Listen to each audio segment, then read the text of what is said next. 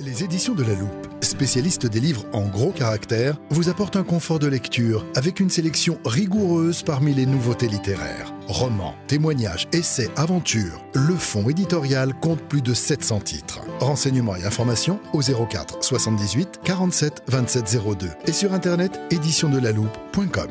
Les éditions de La Loupe vous proposent l'émission Nous avons lu pour vous.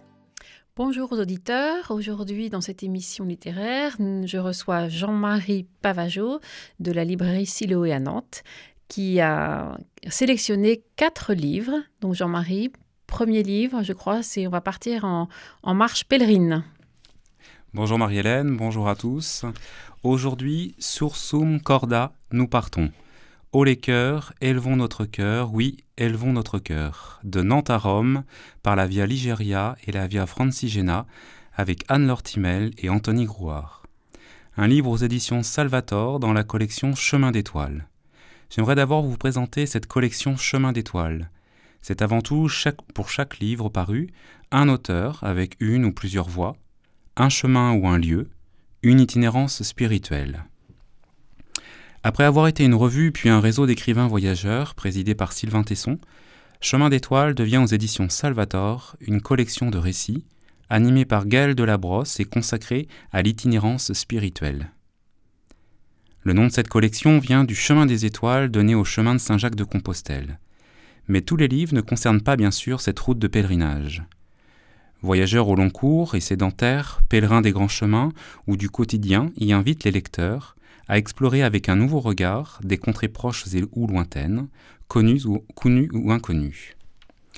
À chaque livre de la collection, une préface introduit les propos de l'auteur. En fin d'ouvrage, celui-ci recueille les échos de quelques personnalités sur son livre pour mieux engager le partage avec le lecteur. Il s'agit des chemins partagés.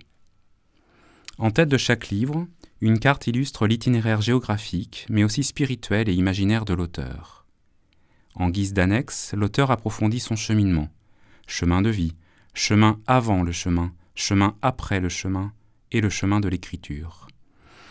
Alors pourquoi Sursum corda, formule latine dite par le célébrant juste avant la préface qui ouvre la prière eucharistique? Parce qu'Anne-Laure Timel et Anthony Grouard en ont fait la devise des pèlerins de la Via Ligeria. Je cite Anne-Laure Timel. « Les pèlerinages enrichissent ceux qui les pratiquent. Les cadeaux que le chemin nous apporte vont de l'infiniment petit à l'infiniment grand. Simple bonheur d'observer les œuvres de la création.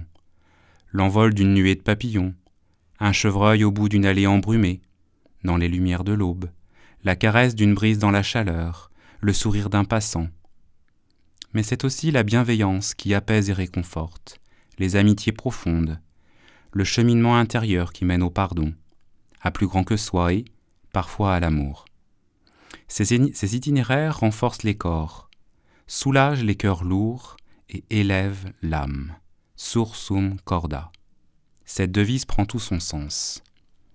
Anne-Laure Timel poursuit. C'est la raison pour laquelle partager son expérience et rassurer ceux qui envisagent de se mettre en route prennent tout leur sens. Passeurs de chemin, c'est la mission que nous avons choisie.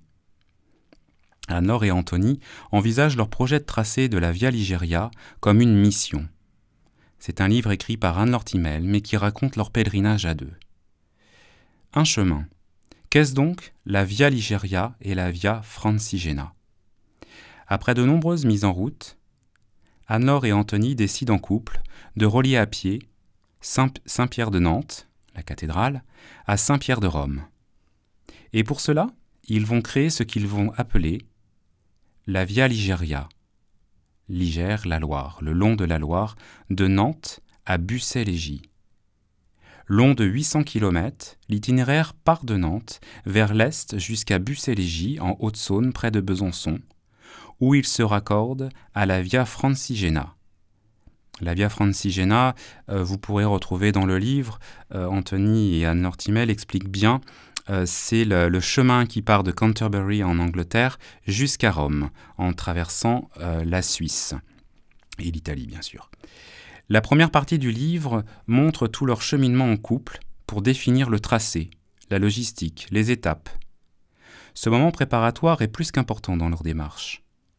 Dans le livre, j'ai apprécié le souci du détail où l'on voit le chemin se former petit à petit à travers des éléments très pratiques, mais aussi à travers leurs envies, leurs projections. Ils parcourront le plus possible les bords de la Loire. Ils entreprennent ce chemin après le confinement lié au Covid. Ils racontent les difficultés occasionnées dans ce contexte, mais la double motivation de partir. La deuxième partie porte sur la Via Francigena, qu'Anne-Laure Thimmel et Anthony ont récupérée aux environs de Besançon pour ensuite la traversée de la Suisse et son point culminant avec le col du Saint-Bernard, le toit de la Via Francigena, et ainsi jusqu'à Rome. Ce que j'ai aimé, c'est la complicité de leur couple dans leur pèlerinage. Beaucoup d'enthousiasme, des pointes d'humour, de la douceur. On sent beaucoup d'attention et d'admiration l'un pour l'autre. Ça les rend très touchants. La détermination. On sent la détermination, le besoin de repères, de ménager ses forces, de les orienter avec rigueur. Il y a une place à la description des rencontres, des lieux. Mais Anne-Laure ne s'installe pas dans des digressions. Elle rebondit tout de suite dans la narration de la prochaine étape. Rigueur de l'organisation et du déroulement du pèlerinage.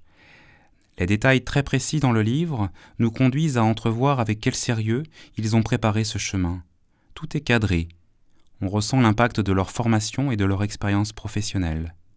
L'armée pour Anthony, le médical pour Anne-Laure.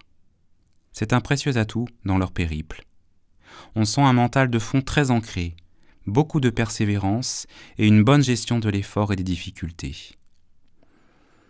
Et enfin, le goûter au plaisir de la rencontre sans trop s'attendrir. Ce que j'ai aimé dans l'écriture, ce sont les dialogues. Les dialogues entre Anne-Laure et Anthony ponctuent le récit. Cela donne une bonne dynamique à la narration. La description des lieux traversés avec délicatesse et poésie touche à l'émerveillement et à la méditation. Une belle invitation à l'intériorité.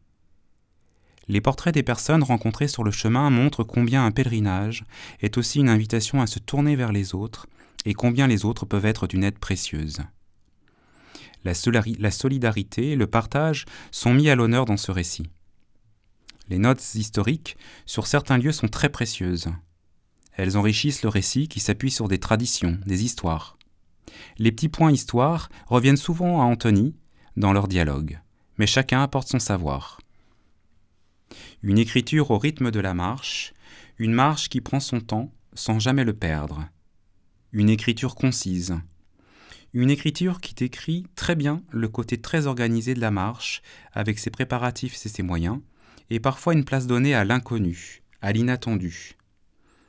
D'ailleurs, on pourrait s'amuser à ce jeu de mots en décomposant le terme souvent employé pour parler de marche, itinérance. Sur l'itinéraire prévu, bien défini, il y a possibilité de laisser place à l'errance, au vagabondage de l'esprit et du corps. Et l'accueil de l'inconnu, de l'inattendu, n'est jamais une perte de temps. Soit Anne-Laure et Anthony en tirent des leçons, soit ils y trouvent l'occasion d'un enrichissement. C'est ce qu'exprime Anne-Laure dans un souvenir lors d'un de leurs pèlerinages vers Compostelle. Je la cite. « La monotonie des paysages n'est pas un problème. Non sollicité, le cerveau se déconnecte. La progression devient machinale et le cheminement intérieur. Je ne sais jamais dans quelle circonvolution mon esprit va se perdre. Je lui lâche la bride et il trouve seul son chemin. Là où, consciemment, je ne serais jamais allé. Parfois, la récompense est tout simplement incroyable. Ainsi, en 2019, alors que nous nous arpentions le Camino Frances, pour la seconde fois, mon regard tomba sur une écriture multicolore, délicatement peinte sur un panneau de bois. Le pardon est essentiel. C'est la traduction du mot qui était écrit en anglais. Les jours se suivaient et se ressemblaient sur la Mezzetta, laissant infuser sur cette petite phrase au tréfonds de mon âme. Puis nous arrivâmes à la Cruz des Ferros, cette fameuse croix de fer où de tout temps, les pèlerins déposaient une pierre représentant ses péchés, la démarche du pèlerinage le transformant profondément en homme nouveau. Alors elle raconte l'émotion qu'elle a sur cette croix, tout ce qu'elle voit, et elle ressent toute l'émotion de tous ces pèlerins qui sont passés par ce lieu. Et à ce moment-là, je reprends Anne-Laure. La petite phrase colorée prit tout son sens. Le pardon est essentiel. Il était temps pour moi de pardonner. Je fondis, alors, en larmes, touché par la révélation, mais profondément apaisé par cette décision. Par la lecture de leurs témoignages, nous sommes déjà invités à nous mettre en route. Anne-Laure et Anthony invitent au pèlerinage. Par la lecture de leurs livres, on se sent marcher avec eux, et cela procure beaucoup de réconfort, de bien. Pour Anne-Laure et Anthony, partir sur les chemins de pèlerinage est d'un enthousiasme débordant et communicatif. La lecture de ce livre vous donnera certainement l'envie de partir sur les chemins. Dans ce cas, sachez que vous pouvez poursuivre votre lecture en contactant Anne-Laure Timel et Anthony Groard via le site internet qu'ils ont créé, les Haltes Pèlerines à l'adresse haltepèlerines au pluriel 44.fr. Étant établis dans la région nantaise, ils organisent des rencontres sur Nantes pour témoigner, partager avec d'autres pèlerins leurs expériences. Merci Jean-Marie, c'est tout à fait engageant. On a très envie de se mettre en route.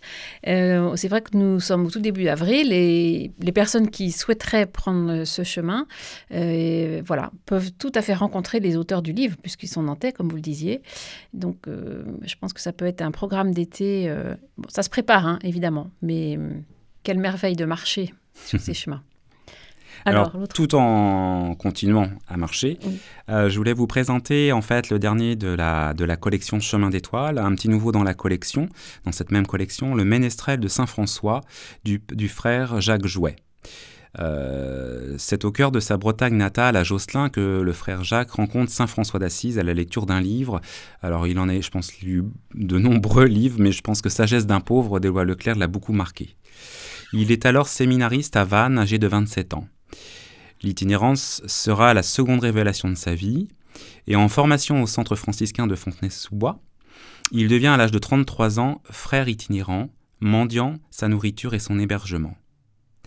L'expérience de cette confiance totale le libère de ses peurs et le ramène à son essentiel, être au service des plus pauvres. Pendant 20 ans, il va cheminer sur les routes de France, d'Italie, de Belgique, seul ou accompagné de ses frères et sœurs, parfois d'un groupe de laïcs. En parallèle, il développe son talent musical et compose de nombreuses chansons, recoupées dans 5 albums. C'est alors qu'une autre évidence lui apparaît, inviter sa guitare pendant ses itinérances. Aujourd'hui, il est au couvent des franciscains de Canclos à Nantes et continue de pérégriner à travers différents chemins. J'ai beaucoup aimé la raison de sa mise en route, renouer avec l'esprit de Saint François d'Assise, de dépouillement, de renoncement, de vie mendiante, sans jamais perdre de vue l'enthousiasme malgré les difficultés. Il n'y a aucune naïveté ou diktat de positivité à tout prix, juste une authenticité dans le chemin choisi, un désir de rencontre très fort et très ancré, une posture d'esprit et de cœur en toute simplicité. Donc je vous le recommande aussi vivement. Très bien, ça complète bien le précédent.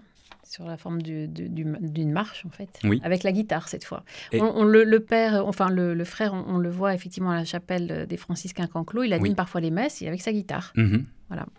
Il reste 2-3 minutes. Oui. On va minutes. Alors, on va vite aller sur un dernier livre. Un dernier livre, qui est un roman cette fois-ci, mais qui m'a, comme j'étais sur le thème des pèlerinages, du partir, c'est le livre de Jeanne Benhammer, Vivre tout bas, aux éditions Actes Sud.